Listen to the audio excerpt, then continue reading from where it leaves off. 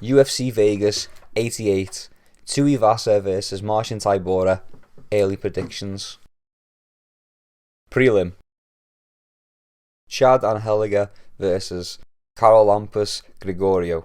Anheliger at a fair disadvantage in the height and reach. However, most of his losses come via submission. Grigoriou is Grigoriou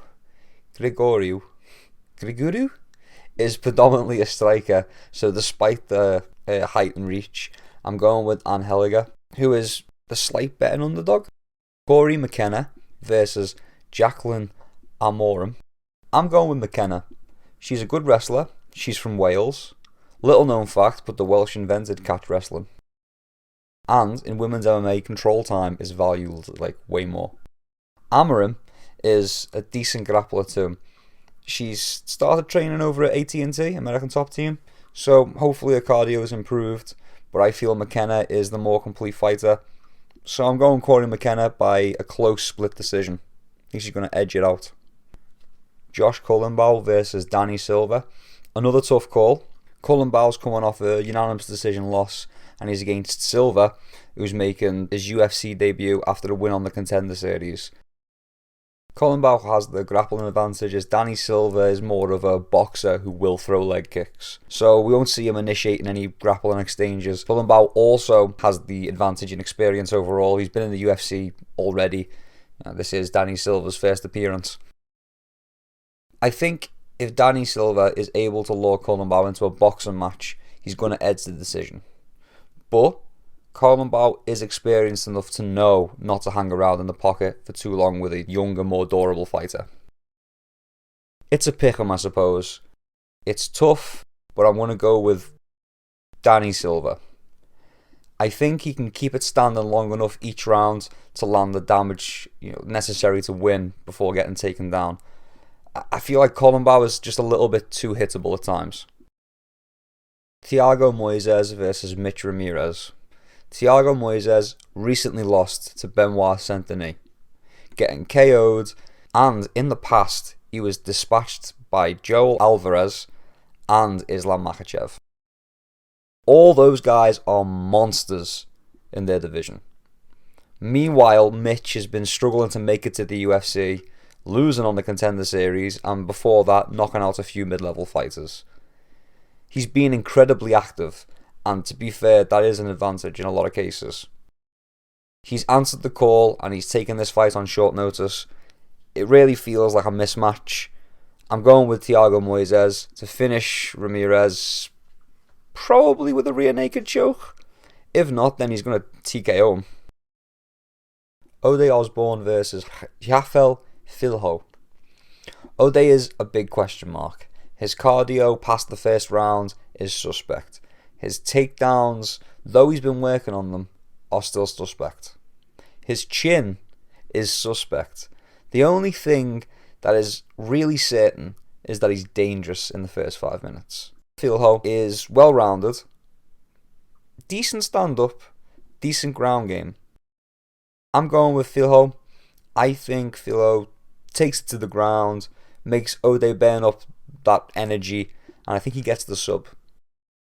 Josiane Nunes versus Chelsea Chandler. Chelsea Chandler, in her last fight, proved that she is in fact the fastest sprinter in the UFC. She ran so fast she collided with the octagon, almost knocking herself out. Memes aside, I do think this is Chandler's fight to win. She's not the most technical striker, but she has better wrestling. Nunes has the power and loves throwing that overhand right. She has a little more experience because she's been in the UFC a little bit longer, but I don't think it'll be enough.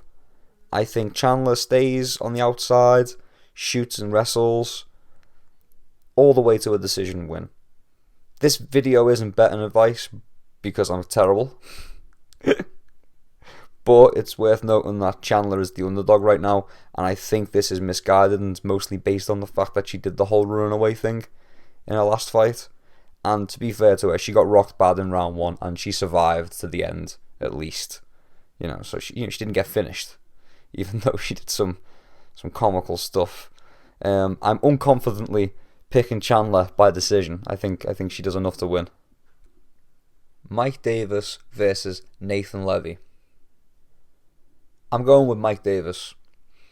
He's a little bit more inactive than I'd like, but he's well-rounded. He's probably a better wrestler and a better striker in this matchup. Nathan Levy is a little weak in the stand-up.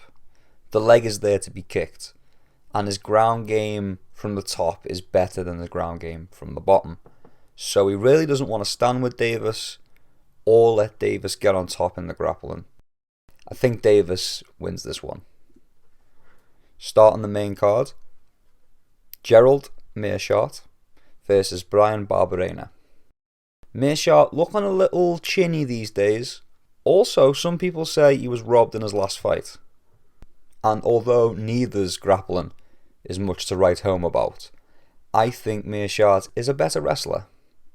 I think GM3 wears on Bryan with some takedowns. He eventually finds the submission, maybe late in round 3.